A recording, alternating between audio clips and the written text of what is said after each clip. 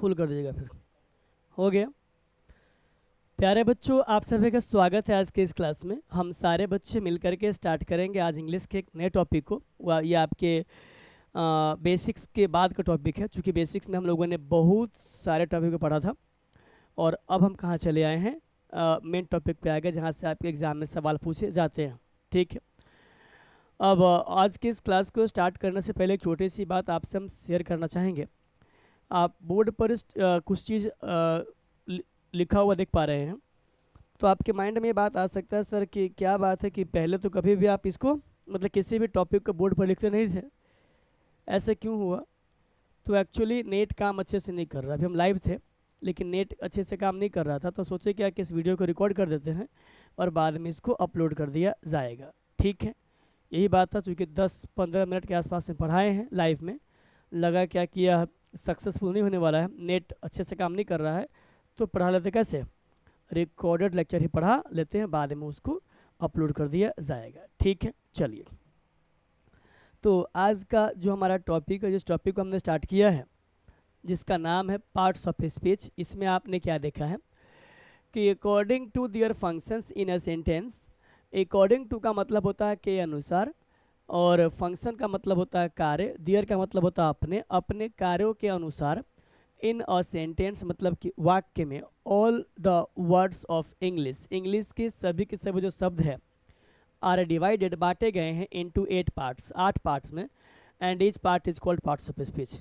और इसी के सभी पार्ट को हम क्या बोल देते हैं, पार्ट्स ऑफ स्पीच कहते हैं। और ये बचपन से आप पढ़ते आ रहे होंगे, ये बात पता भी होगा आपको कि आपका नाउन है, प्रोनाउन है, एडजेक्टिव है, वर्ब है, एडवर्ब है, प्रीपोजिशन है, कंजंक्शन एंड क्या है, इंटरजेक्शन है। तो ये बातें तो आपका क्या है, इजी है, there is no any issue. इन बातों को समझने में मुझे लगता नहीं कि आपको कोई दिक्कत होगा, है कि नहीं। अब स्टार्ट करते हैं आपका ये आपके सबसे जो आपका फर्स्ट टॉपिक है, the very first topic is noun. यहाँ से करते हैं क्या, स्टार्ट करते हैं। तो यहाँ आपने लिखा अपने टॉपिक का नाउन, नाम, ये आपका हो गया नाउन। हम इसी नाउन को हिंदी में क्या बोल देते हैं, संज्ञा बोलते हैं। तो अभी हम क्लास 12 क्लास 12 या कॉम्पिटिटिव के बेस पे नहीं पढ़ाएंगे कि नाउन का जन्म जो है नोमेन वर्ड से हुआ है। नोमेन वर्ड आपका नोम वर्ड से बना हुआ है। नोम वर्ड आपका फ्रेंच की ओल्ड लैंग्वेज का वर्ड था, वहाँ से रोमन लोगों ने इस वर्ड को क्या किया, ले लिया और क्या बोलते नोम से बना लिया नोमेन, वहाँ से बना आपका नाउन। नाउन जो है का मतलब होता है नेम। अब नेम सिर्फ वही नहीं है जिसको आप देख पाते हैं, जिसको आप नहीं भी देख पाते हैं, चाहे वो चीज़ विजिबल हो या नॉन विजिबल हो, अगर उसका कुछ नाम है तो वह नाउन है। तो इतना इस तरीके से नहीं पढ़ाएंगे, सिंपली जितना आपको आवश्यकता है उतना पढ़ाएंगे, उतना से आपका काम क्या हो जाएगा, चल जाएगा। ठीक है, चलिए। तो सीधे आप यहाँ पे बोल सकते हैं कि noun is a naming word. Noun is a naming word, बात खत्म हो गया। अब यहाँ पे अगर हम बात करें, आपने यहाँ पे लिखा है कि noun is a naming word, तो इस बात की पॉसिबिलिटी है कि जिस किसी वर्ड के आप नाम को नाउन कहने जा रहे हैं, तो अगर इस वर्ड के बारे में आपसे बात करें तो ये वर्ड कभी कभी आपको दिखाता है, कभी कभी आपको यह क्या बोलते हैं, जो आपका, अरे भाई, ये जो आपका वर्ड है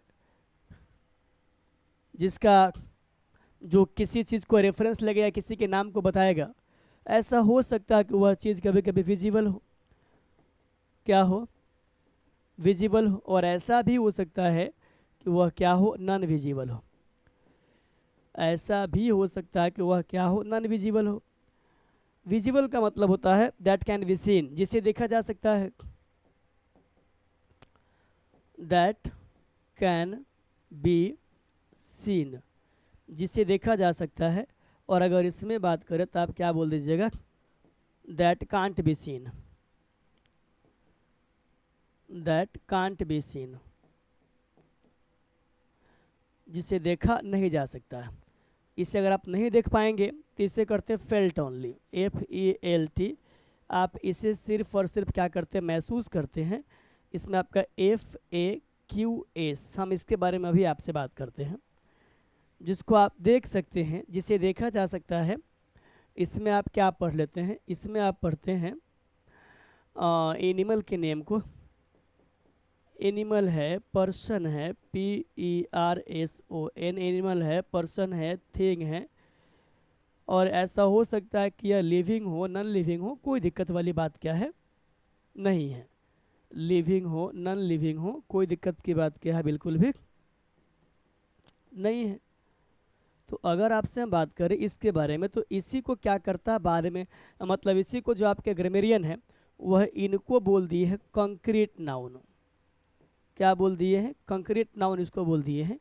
और इसको क्या बोल दिए हैं, अब्स्ट्रैक्ट नाउन, ABSTRACT।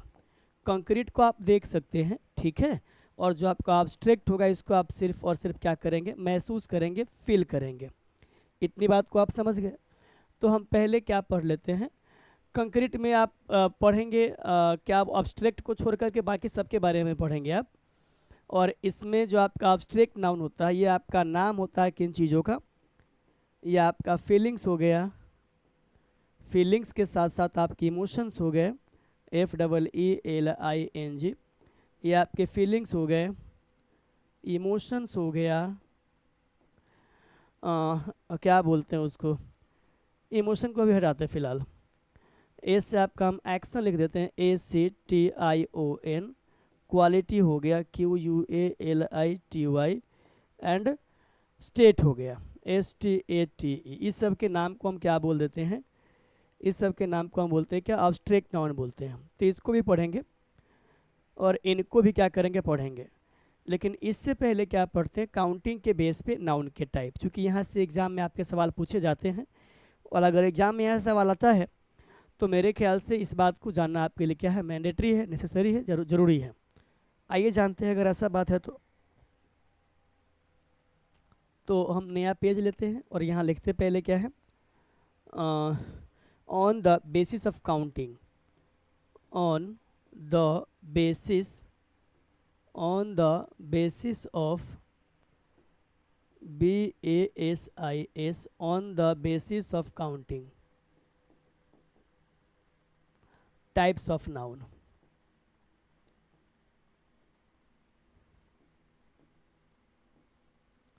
या टाइप्स ऑफ नाउन्स के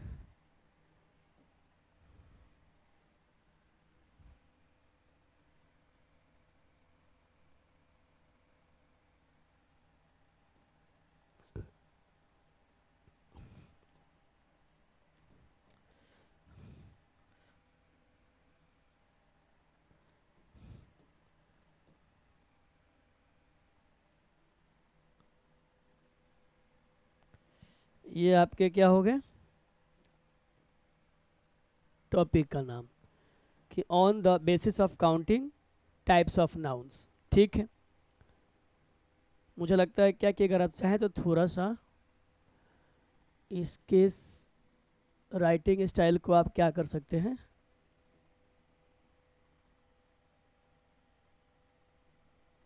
बड़ा कर सकते हैं।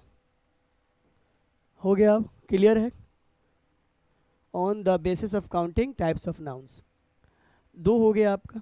इस बेस पे हम एक को बोलते हैं काउंटेबल नाउन, COUNTABLE। हम एक को बोलते हैं क्या, काउंटेबल नाउन, और बाद वाले को बोलते हैं अनकाउंटेबल नाउन।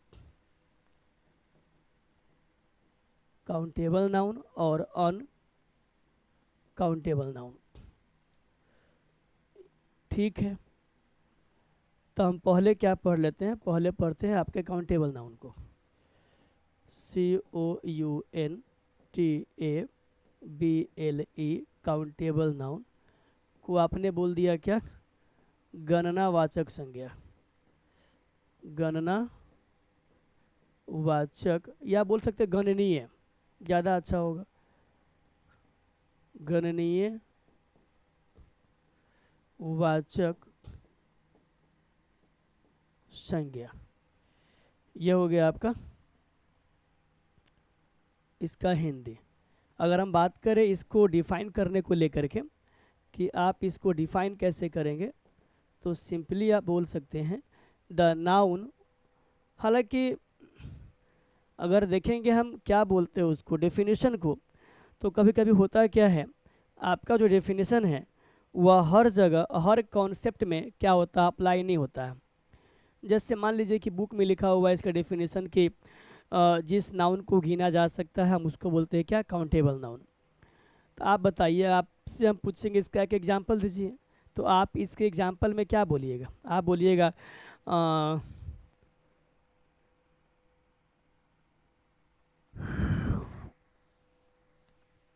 बुक्स है, पीपल है, पेन है, चेयर है, टेबल है, एसी है, फैन है, कैमरा है, डिजिटल बोर्ड है।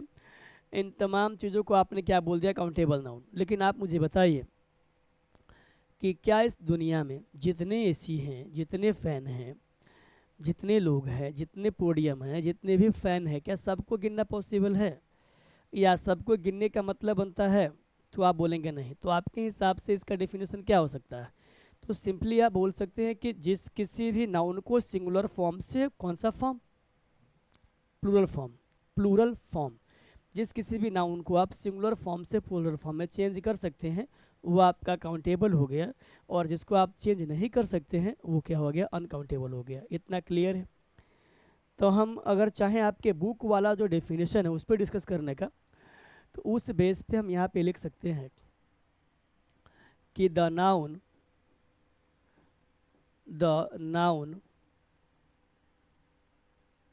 which can be counted, the noun which can be counted, जिसको काउंट किया जा सकता है, इज कॉल्ड काउंटेबल नाउन। ऐसा बुक में पढ़ लेते हैं, लेकिन मुझे लगता है क्या कि इससे कहीं ज़्यादा बेहतर आपका हो जाएगा अगर आप यहीं पे ये लिखेंगे कि the noun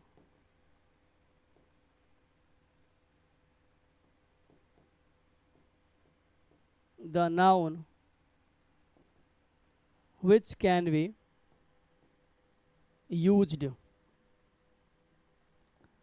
in both forms, singular and plural as well, is called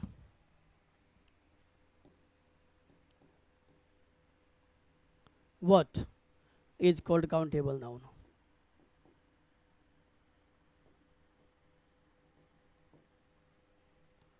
तो ऐसा कहना हमारे लिए क्या होगा, ज़्यादा इजी होगा। ये कंटेंट, ये कॉन्सेप्ट आपका ऐसा है जो लागू होता है हर जगह, कि the noun which can be used, वह नाउन जिसको यूज़ किया जा सकता है बोथ फॉर्म्स में, दोनों रूप में, singular and plural as well, singular and plural as well, singular और प्लूरल दोनों के रूप में, उसको आपने क्या बोल दिया, उसे आपने बोल दिया काउंटेबल नाउन। ठीक है, अगर हम बात करें काउंटेबल नाउन के टाइप के बारे में, या पहले हम काउंटेबल नाउन के एग्जाम्पल को देख ले। अगर हम काउंटेबल नाउन के एग्जाम्पल को देखें तो आप इसमें बुक लिख लीजिए, आप इसको चेंज कर सकते हैं बुक्स में। आप यहाँ पेन हो गया, ये आपका पेन्स हो गया। अब यहाँ पे आप बहुत सारी चीज़ें हैं, ये आपका बैग हो गया, बैग्स हो गया। ठीक है, इन चीज़ों को समझने में आपको किसी प्रकार की कोई दिक्कत बिल्कुल भी नहीं है। और अगर नहीं है तो अब हम आते हैं आपके इस स्टोरी पे, और वो क्या है कि टाइप्स ऑफ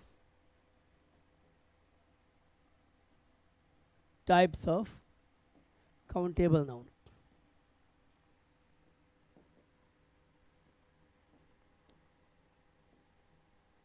काउंटेबल नाउन के नाउन्स के टाइप ये आपके दो होते हैं, तो आप यहाँ पे लिख सकते हैं there are two main types of countable nouns.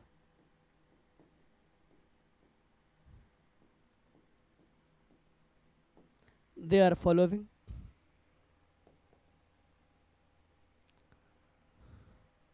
They are following, they are following. बेटा अभी लाइव है, पढ़ा रहे हैं, बाद में बात करते हैं। जिसमें से आपने एक को क्या बोल दिया, कॉमन नाउन,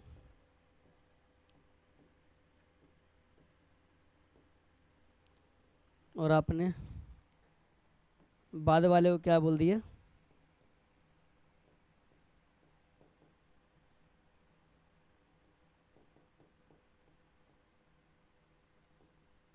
कलेक्टिव नाउन। तो हम पहले पढ़ लेते हैं कॉमन नाउन एंड इसके बाद क्या पढ़ेंगे, कलेक्टिव नाउन पढ़ेंगे। ठीक है, तो अगर हम यहाँ पढ़ें कॉमन नाउन, ज़्यादा अच्छा है कि हम स्लाइड ले लेते हैं। अगर हम यहाँ पे लिखे कॉमन नाउन,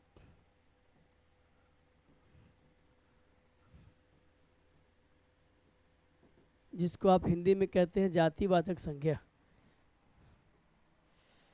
जिसको आप हिंदी में क्या कहते हैं, जिसको आप हिंदी में कहते हैं जातिवाचक संज्ञा।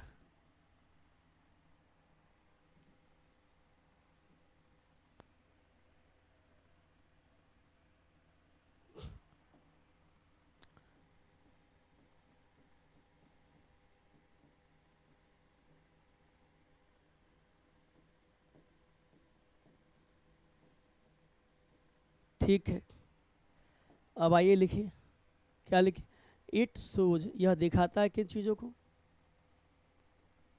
It shows community,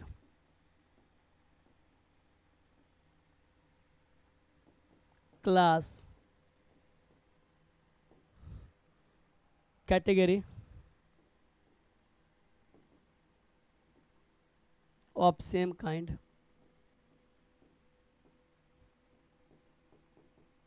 same kinds of animal, person या थिंग, एनिमल,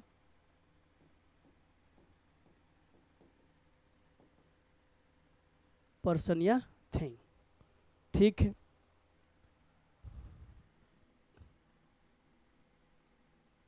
यहाँ आपने क्या लिखा है, यहाँ आपने लिखा है कि इट शोज, यह दर्शाता है समुदाय को, वर्ग को, कैटेगरी को, लेकिन समान जाति के होगा, चाहे वो एनिमल का हो या पर्सन का हो या थिंग का हो। ठीक है, ऐसा नहीं है कि मनुष्य का अगर समुदाय है तो उसमें जानवर आ जाएगा, समझे। इसलिए मैंने यहाँ पे क्या किया, पॉइंट आउट किया है, उजागर किया है, यहाँ पे लिखने का प्रयास किया है, same kind of animal, person या थिंग। ठीक है, अगर हम एग्जाम्पल यहाँ पर दे तो यहाँ पे लिख सकते हैं एग्जाम्पल में, बॉयज़, बॉयज़, सॉरी बॉय। अब इसमें क्या देख रहे हैं आप, जो क्वालिटी, जो गुण एक लड़का में होगा, वही क्वालिटी, वही गुण दूसरे लड़का में भी होगा। ठीक है, अगर हम बात करें, आपका स्टूडेंट हो गया, ये आपका बॉय है, स्टूडेंट है, टीचर है, गर्ल है, इंजीनियर है, डॉक्टर है, मैंने पेन कहा, बुक कहा, सिटी है, कंट्री है, ये सारे के सारे हम कहाँ लिख लिए, कॉमन नाउन में लिख दिए। अब अगर हम चाहें तो यहाँ पे कॉमन नाउन के एक दो प्रॉपर्टीज है जिसको हम क्या कर सकते हैं, पढ़ सकते हैं। आइए इसके बारे में थोड़ा सा बात करते हैं। अगर हम इसके प्रॉपर्टीज के बारे में बात करें तो पहले हमें यहाँ पे क्या करना होगा, लिखना होगा और इसीलिए यहाँ पर लिखते हैं हम, क्या लिखेंगे, properties of common noun, PROPERTIES।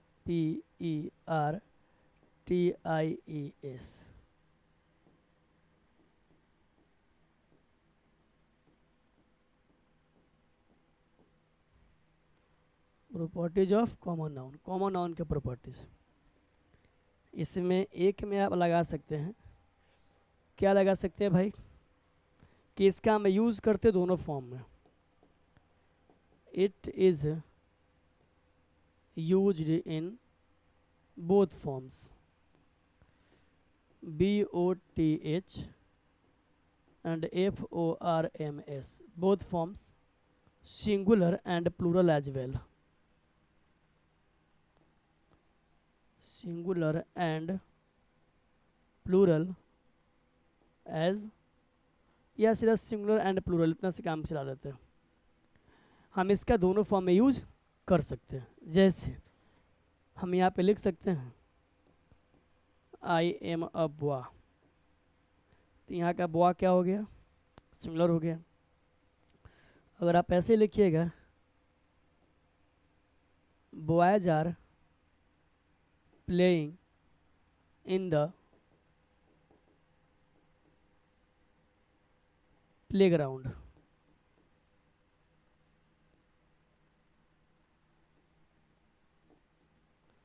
तो यहाँ पे क्या हो गया, ये आपका बॉय होगा कौन सा फॉर्म, आपने इससे कहा सर ये हमारा हो गया सिंगुलर फॉर्म, और इसको आपने कहा कौन सा फॉर्म, ये वाला फॉर्म। बात आप समझ गए, इसमें तो किसी प्रकार की कोई डाउट आप में से किसी को नहीं होगा। अगर हम यहीं पे लिखना चाहें इसके सेकंड प्रॉपर्टी, तो लिख सकते हैं कि if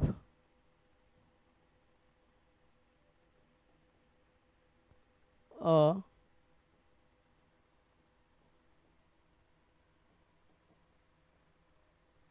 common noun, if a common noun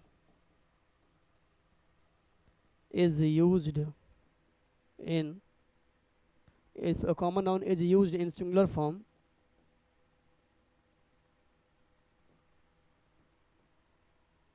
then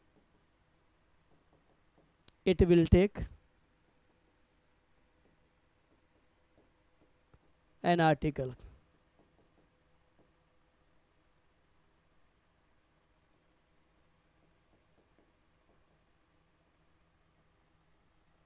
तब यह क्या लेगा, आर्टिकल लेगा। ठीक है, अगर आप कहें तो मैं इसका एग्जांपल भी आपके लिए पेश, ये फॉर्म है,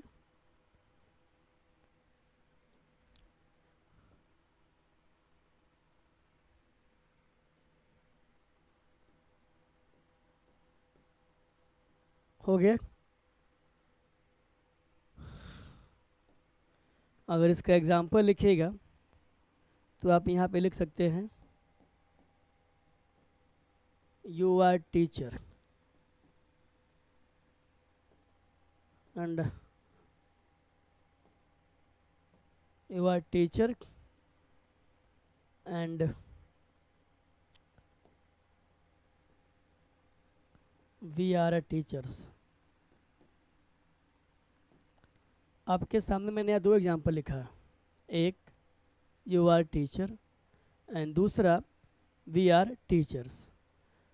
तो अगर देखें कायदे से तो ये भी गलत है और ये भी गलत है, और ऐसा हम क्यों कह रहे हैं, तो इसके पीछे ये रीज़न है कि टीचर जो है ये आपका हो गया SCN, जिसको आप क्या बोलते हैं, इसको आप बोलते हैं सिंगुलर काउंटेबल नाउन। ठीक है, और ये अपने से पहले क्या लेता है, आर्टिकल लेता है, ए लेगा या एन लेगा। कॉन्सोनेंट साउंड अगर है तो ए लेगा, और अगर वाउल साउंड है तो क्या लेगा, एन लेगा। इतना आप जानते हैं।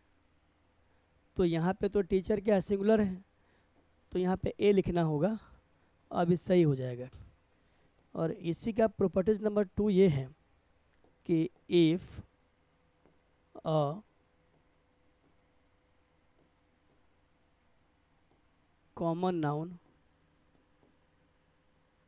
is used in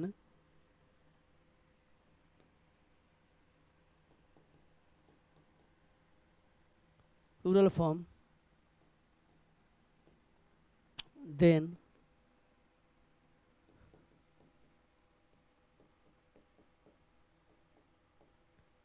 it will not take, या it can't take an article ए या एन। इसका क्या मतलब हुआ कि यदि कोई कॉमन नाउन यूज होगा प्लूरल फॉर्म में तो यह आर्टिकल ए या एन क्या करेगा, अपने से पहले नहीं लेगा, क्योंकि टीचर्स का मतलब हो गया एक से अधिक शिक्षक। इसका मतलब हो गया एक से अधिक शिक्षक, ठीक है। और अगर आप यहाँ देखें इस ए और एन के मीनिंग का, तो इसका हम यूज करते हैं सिंगुलर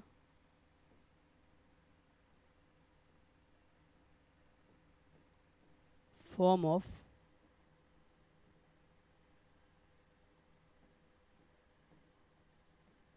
नाउन्स के लिए, जिसका मतलब एक होता है, और यहाँ टीचर्स का मतलब एक से अधिक हो गया। तो ऐसा कहना यू आर ए टीचर्स, ऐसा कहना गलत हो जाएगा, और सही क्या होगा, सीधा यू आर टीचर, मतलब आप शिक्षक हैं। गलत, यू आर टीचर्स यहाँ हो जाएगा, और ये क्या हो जाएगा आपका, आप लोग शिक्षक हैं, आप लोग शिक्षक। बाकी का जो आपका कंटेंट है हम इसको पढ़ेंगे आपके साथ बच्चा पार्टी अगले वीडियो में, क्योंकि आज थोड़ा सा तबीयत ख़राब लग रहा है गिर जाएंगे, बोल नहीं पाएंगे। तो आपसे मिलते हैं कब, कल के क्लास में। Till then bye bye, take care, ठीक है बच्चों।